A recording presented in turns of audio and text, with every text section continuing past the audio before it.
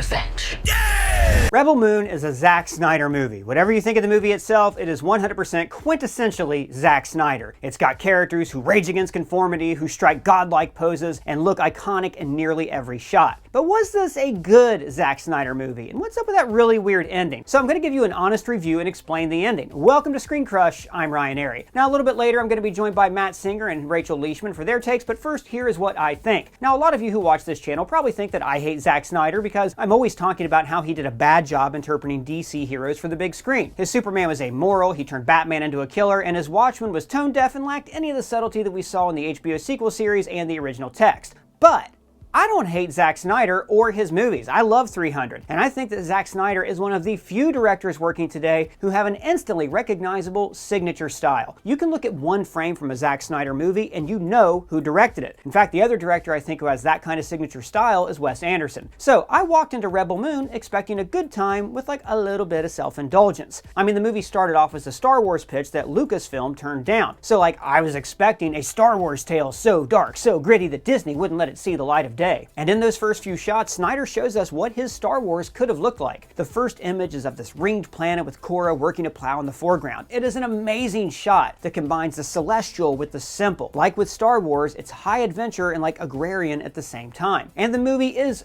filled with these stunning visuals. Whether it's a character leaping onto a hippogriff or whatever that bird was, or a laser sword wielding Ronin taking down a Spider-Woman, Zack Snyder always wants to create a striking image in his frames. He always wants to show you something you've never quite seen before. Now maybe this is because his mother was a painter, and that importance on visual moments was imprinted on him throughout his entire life. I also thought that, for a movie with highfalutin sci-fi concepts, Anthony Hopkins summed up the world very well in the prologue. Dead king, evil senator, bad guys, good guys, done. Star Wars, but not Star Wars. And I loved everything that happened on the moon. Seeing this culture that like chooses to be primitive. They don't want to sell their excess grain. They like how they live. The way Corey Stoll was able to tell us about their culture with very light exposition. It was a great way to balance showing and telling. But as we'll talk about in just a bit, Zack Snyder kind of blows it when it comes to showing instead of telling. But before I talk about what I don't like, I just want to keep talking about what I really did like in this movie. For a while, it seemed like every scene was filled with like new imaginative elements. Like how they bring us into a Star Wars cantina scene, but then they add in this weird brain puppeteering this guy. Or how like all the Imperials have this intricate armor that looks like at one point it might have been shiny and gilded, but now it's covered with dust. Kind of like how the fallen king's empire has become tainted by the senator's rule. And there's also the really weird priests who seem like they're actually in charge of things behind the scenes, and I loved their designs. And the design of that sacred whacking stick that looks like it's fashioned from a thigh bone. I mean, much like Star Wars, it feels like, you know, this is a lived-in universe. Even the Anthony Hopkins robot, like when it washes itself in a river, that tells a story about this universe, the juxtaposition of technology and nature that's actually really symbolized by the final shot. So when Zack Snyder creates images like these, the movie excels. The problem is, it's like a Fabergé egg. Very beautiful, very expensive, but hollow. So now let's talk about why this movie was almost great, but then it became a typical Netflix movie that's good for putting on in the background while you play Raid Shadow Legends on your phone. In the movie, the bad guys have this machine that blocks off part of your brain, and I kind of feel like you would need that machine to truly appreciate this film, because as soon as you start trying to actually get invested in the characters or figure out what's going on or why people are doing things, you just get bored. I don't want to think about it. What do you mean by that? Well, early in the movie, I was really into the character of Korra. Like that scene where she killed those bad guy soldiers with an axe, it was amazing. And by the way, the action scenes in this were pretty great. That was my favorite action scene. Nobody can speed ramp like Zack Snyder. But then after that scene, she starts with the exposition. Boring. Every single aspect of her life is told to us through flashback. Problem with telling someone something is that we don't really empathize with a speed run through somebody's life. Like, okay, she fell in love. We see her kiss a guy, but we don't get to know anything about their love, why they fell in love, who this guy was, why should we care? I don't care.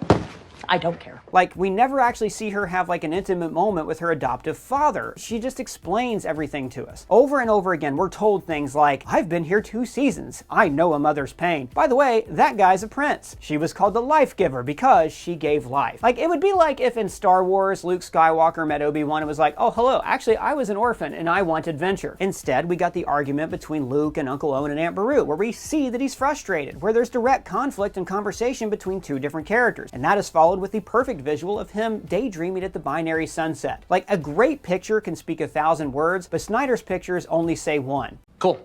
Cool. So let me harp on this point a bit more. The movie starts off with this simple quest with a ticking clock. Get help before the bad guys return. It's the Seven Samurai. But then as soon as they leave, it becomes so repetitive. Charlie Hunnam, who is an obvious traitor from the start, leads them to one video game level after another where characters are introduced showing off their skills which they will not use later on in the movie. They're pointless. The prince tames a bird, which, by the way, why didn't the rancher who had a contract with him just make him tame the bird? Seems like he could have done that. The bird sequence is also very cool looking, but why does he also tell the bird, oh, you're like me, you hate yourself? The bird doesn't hate itself. It's a bird. Or like on the Gladiator planet, General Titus joins them way too easily. There's no battle to win him over or anything like that. Everybody just immediately agrees to come along, and the movie feels like there are a lot of missing scenes. In fact, I think the movie would have worked much better as a weekly series. Or okay, Commander Bloodaxe. He joins up immediately, and our production manager, Harriet Lengel-Enright, even pointed out to me that he gives this speech where there's this tense pause to see who's going to join him, but we just met these rebels. Why are we supposed to know or care at all about their backstory with this random guy? And also, the moment when the heroes are all captured is when it felt like Act 3 should start, but then the heroes escape way too easily and there's a showdown with the main bad guy. It felt like the middle of the movie. Oh, and that is also when we randomly found out that the bird tamer was a prince. Who knew? Yeah, what's the rest of his story? Right? Now, in the end, I feel like Zack Snyder, he's a lot like one of the great comic book artists, like Jack Kirby or Jim Steranko. Those guys are amazing, revolutionary artists who brimmed with new ideas and visuals for stories. But when they actually put pen to paper and had to write dialogue, you really saw the limitations of their artistry. And of course, the movie ends with all setup. The heroes return to the moon, presumably the titular rebel moon. So I guess they're going to raise an army there now? So I'm going to explain the ending and my thoughts on this a little bit later, but first, Matt Singer, what did you think about this movie? Well, I thought it was a bit of a mixed bag. Watching it, it has enough kind of visual panache, interesting creatures and character designs and production designs. Heavy on the design, where I wasn't necessarily bored watching it because every scene there's something interesting to look at. Oh, there's a spider lady now. That's kind of cool. Boy, she's kind of fun to watch fight. I don't know if I've seen that before, or certainly not in a while. That's really cool.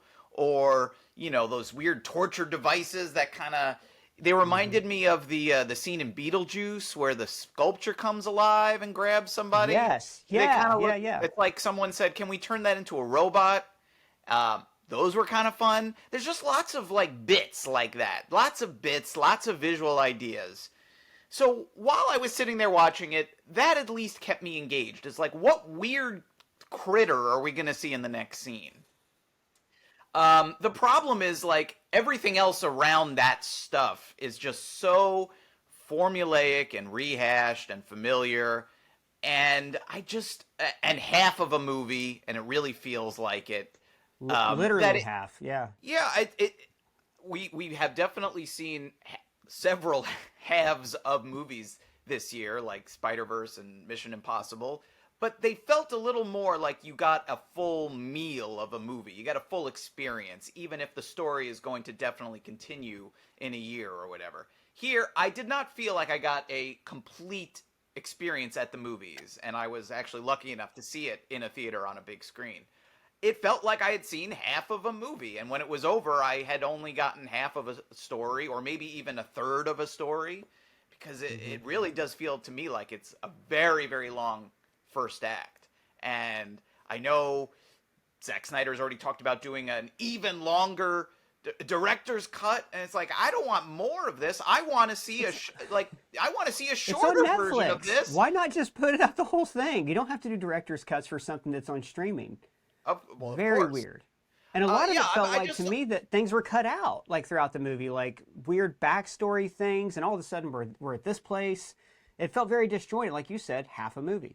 Right, because he clearly saved a lot of stuff for the second half, like the full explanation of Cora's backstory, and like you said, some of these characters, their backgrounds they have no backgrounds. We barely understand who they are, and so yes, it's sort of this weird thing where it feels incredibly extended beyond the point that it needs to be, and at the same time, you walk away going, well, I didn't really get everything that I wanted, so...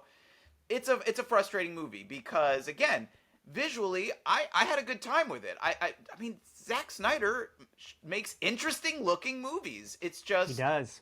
it's the characters and the stories here that I felt were kind of a big letdown. Yeah, when we got to the third act, when like they capture them, I was like, "Oh, this is the middle of the movie. We're at the belly." And then no, it was the end of the movie. I was pretty shocked. Matt Singer, by the way, is the editor-in-chief of ScreenCrush.com. His review for Rebel Moon is on our website, and he is the author of this excellent book, Opposable Thumbs: How Siskel and Ebert Changed Movies Forever. I highly recommend you pick up your own copy and read it and keep it on your shelf. It's essential reading for any cinephile. Rachel Leishman, assistant editor at the Mary Sue. What were your thoughts on Rebel Moon? I I had fun, but I also went in. I said I was just vibing the entire time. I went in not expecting it to be anything other than just like a movie I was going to just on the surface enjoy. So I didn't have expectations of like this is going to be the new Star Wars, which is I know what everyone kind of labeled it as. So like, Mm-hmm. all of the current bots being like this is perfect. This is Star Wars on Rotten Tomatoes. I'm like, sure, you can tell yourself that that's what it is. Like, I love that there is a robot named Jimmy with a flower crown voiced by Anthony Hopkins. I think that It's stuff is amazing. Yeah. very funny. But like I think this is one of those movies that like yeah, it's absolutely off the walls like nonsense that does not need to exist. Like why is Charlie Hunnam in a tank top on a spaceship instead of giving me any exposition to this character because they're like he's mysterious. I'm like no, you didn't give him any backstory. He's not mysterious. You gave me nothing about this character until the very end just because you were like, "Oh shit, we have to explain who this character Yeah, is." because and that's right. Right before his heel turn, we finally hear a little bit about him. And I don't know if you guys agree with me on this. I was like, why are they trusting this guy? Right. Like, why are they? He's clearly said from the beginning, I'm a rogue, and then they They're trust like, him. It's it's very a lot of things happen because they had to happen. Sorry, Rachel. yeah, no, but I like, which kind of does happen in Star Wars because it's like when you think about it, why Sure. do they go with Han? And it's because they were like, someone told me we should trust this guy, and that's what they do. And so Hmm. it was him doing the same kind of tropes that we did see within Star Wars. We just know those Star Wars characters so well that we had just never questioned it. We have now learned as people who love cinema and movies that you don't do that. And you have to kind of give me some kind of exposition or why we need to trust this character, who this character is. And it's 2023 and Zack Snyder's like, no, I don't. And I'm like, well, you kind of do. Because now I'm questioning why they're with any of these people, what their deal is.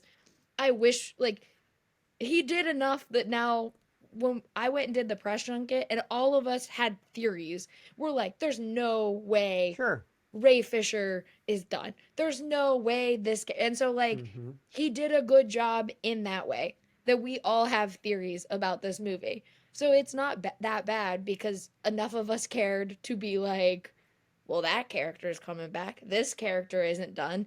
Like, so we all cared at least that much.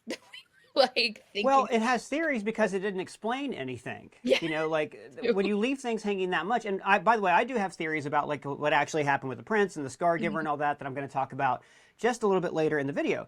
But what you brought up, everybody's comparing it to Star Wars. Oh, this was Zack Snyder's pitch. This, like I said earlier, it's the Star Wars that was too dark for Star Wars. The thing about Star Wars is, though, I talked about this a little bit ago with Luke Skywalker. He doesn't have to say, "Gosh, I'm frustrated. I'm an orphan." When he looks at the binary sunset, you understand the character. When Han Solo shoots Greedo, you understand the character. Lucas was able to just tell the story visually and move us from point A to point B, whereas Snyder, like Matt, you were saying, creates these stunning visuals, but then just pumps the brakes really hard for these exposition scenes that just. I kind of prefer if the movie would have been no dialogue, just music the whole time, and like more of an art house film. Matt, the thing you keep pointing out, like this is part one of part two, right? It's very weird to market a movie as part one, and you see this a lot with franchises, the dark universe, things like that are trying to put the cart before the horse. Do you think this kind of thing is like emblematic of franchise filmmaking, where filmmakers are going, "Oh, don't worry, it'll be in the next one. We'll explain that in the next one."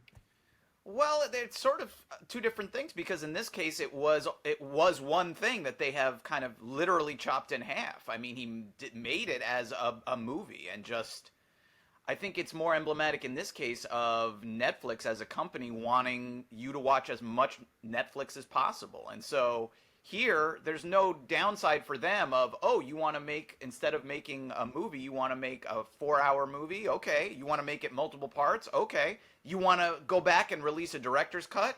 Okay. Because every time they extend it and make multiple versions, that's more reasons for people to subscribe, stay subscribed, resubscribed. So for them, it's all a win. They're not worried about how many Rebel Moon screenings can we cram into a day in our movie theater. They're just thinking, how much time can we convince people to watch Netflix?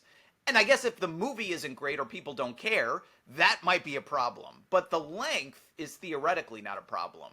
I would say, to me, the issue is like, why not just? I totally get making it really long, making it multiple parts, because again, it's Netflix. It doesn't matter if it's a movie or a miniseries or whatever. But why not, unless it's not done, I don't know. Why not release the whole thing at once? Because this is the kind of thing where when it was over, I guess I kind of want to see how it ends, but I'm also not like, I don't know, I'm not dying. If I could have watched the rest right then, maybe I would have, or the next day. When in 4 months, am I going to remember these characters and who they were? I could barely remember them now, like 48 hours after I saw it. So that's going to be a problem. Like, okay, yeah, right. So she was an orphan, and she was then taken in by this bad guy who has a crazy beard, who's different from this guy who has a weird beard, but he's not that guy who has a cool beard and feathered hair. It's like the characters are so generic and interchangeable that I feel like it's going to be really hard to watch this in 2 separate chunks. Well, and not only are they interchangeable, but the characters who aren't interchangeable, like Nemesis, who has the flaming swords and fights the Spider Lady, and the Prince, they're very distinct looking from the other characters, but we don't know anything about them. Like, that really struck me as weird, that we found out more about them after they've been held captive. Then nobody has a conversation with nobody talks to anybody who's not Korra. Like, she's always at the center of everything, and for building this 7 samurai type cast, we never really got any details. And everything's so easy. Titus, have you ever thought about revenge? Never thought about revenge. I'm going to go with you. Everybody's recruited very simply just to move us from point A to point B. And, Rachel, talking about movies that have been split in 2, this kept reminding me of Kill Bill, where Quentin Tarantino wrote this long, sprawling screenplay, and the studio said, okay, cut that in half. And he made it work. What do you think the difference would be between what made Kill Bill work as opposed to parts 1 and 2, or especially part 1, as opposed to Rebel Moon, Part 1, A Child of Fire? Was that it? Yep. Child of Fire? Is that what this? Cool. Well, I think this one is artificially manufactured to try and get us into, like, and I'm not the first person ever to have this thought, but it's artificially manufactured to try and get, like, Netflix their, like, Snyder cut hype. So I think, like, the splitting it into 2 parts, the director's cut, the like, we're gonna give you all the cuts so you can see all the different versions of, like, Zack Snyder's vision, and, like, all this stuff is their, like, way of manufacturing the hype that came around with, like, the Justice League thing. While, again, I had fun, I do like Rebel Moon. My entire website I work for is all like, maybe this movie low-key rules because it doesn't make any sense, and, like, watching Corey Stoll be like, everyone go have sex with each other. We live on a fertile land. Let's rule. I enjoyed all that. That world building was great. Like, as soon as they left that village, though, I slowly got more and more bored as the action ramped up. I got the best action scene, and I will say this for Zack Snyder.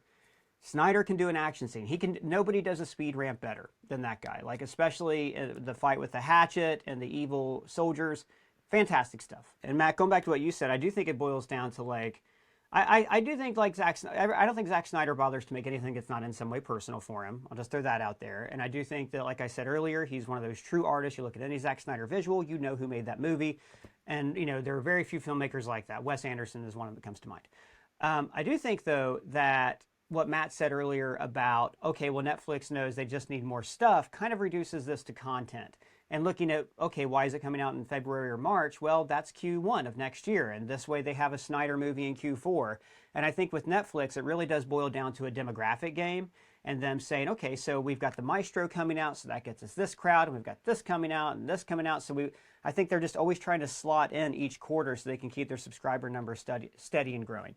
It's a cynical way to look at it, but it's kind of what I think they're doing. Matt, what about you? Were there any elements of certain part 1s and part 2s that you think make them work as opposed to what we ended up seeing in Rebel Moon?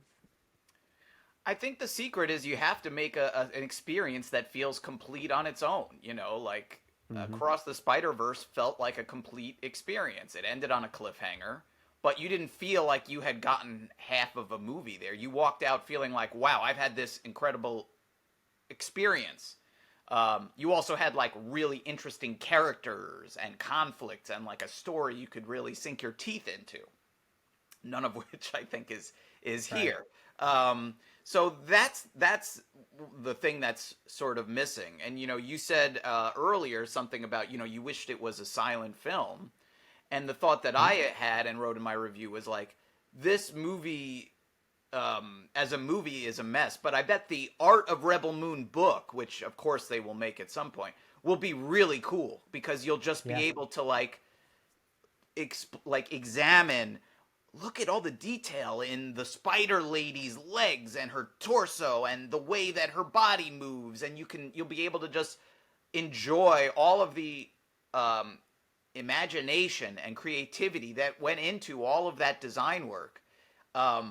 Because there's a lot there. Like, it feels like there's so much care that went into designing every world and every character and what they're wearing. The way that that creature that's like a griffin or whatever it is flies around and moves, really cool. Like, and it feels like it was made for that book to be really awesome. But the problem is that then in a movie, you need characters and dialogue and getting really wrapped up in what these people are doing. And again, as we've already said, like, the characters are such kind of blanks and types that you don't really care about what they're doing because it's just sort of very formula stuff. And I just kept thinking, like, if this was a pitch that was I apparently was rejected multiple times, it's like, well, maybe that was the thing that was missing from the pitch. Like, yeah, it's got great visuals. It's a great pitch on that level. But the hook that's missing are like, why do I care about Cora or Nemesis or that prince or any of these people beyond, well, they're the Magnificent Seven in space. They're Battle Beyond the Stars. I mean, we've already gotten this movie once before on a much smaller budget. And we've gotten these characters before, too. Everybody's an archetype that we've seen, which is not, again, Star Wars is also archetypes. Of course. But they didn't give us any reason. Like, there's a moment in Star Wars where Han's like, I don't believe in the Force. I've seen a lot of stuff. I never see anything to me. You understand who Han Solo is and what he thinks, but nobody in this movie ever has conversations with each other unless it's like Charlie Hunnam and Cora talking to each other right before he betrays her. Right. A conversation that should have come earlier. It just felt to me like a lot was cut out. Right. Or him saying, I'm ready to become a hero now. And before I do it, though, I must deliver this one last thing, even though the fate of your planet rests on speedily returning to protect it. Do we have time for me to make one last trip and say goodbye to this terrible life? And I'm sitting there in the theater going, well, that's obviously a trap. Like, why would anyone go along with that? Why would she say, yes, let's do that, as opposed to say, hey, could we maybe go save my planet first and then deliver whatever goods you have in the back of your spaceship? Just drop us off, and then you can come back for us. Yeah, exactly. Yeah. And that's not what. But so those are the sorts of conversations where like it's just like that. They just are so clunky and like openly moving the plot in ways where you feel the hand of the writers. So yeah.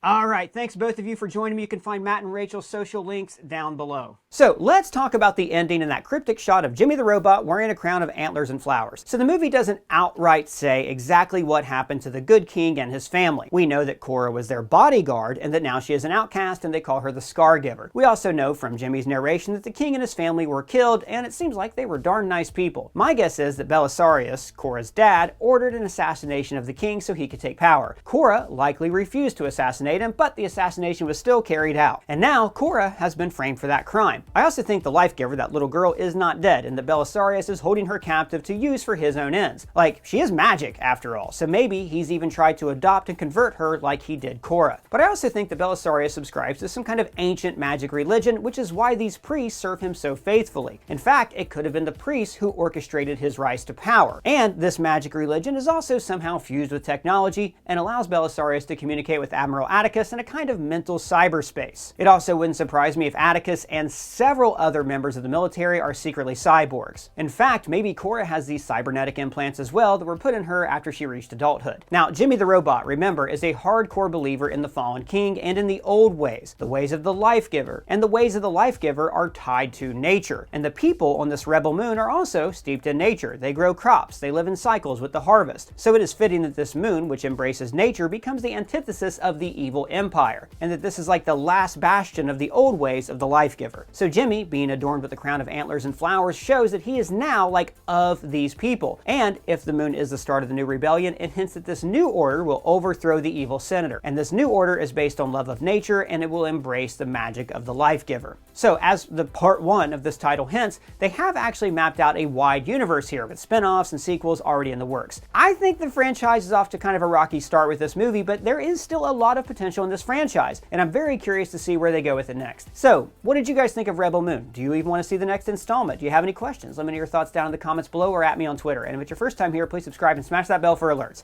For ScreenCrush, I'm Ryan Airy.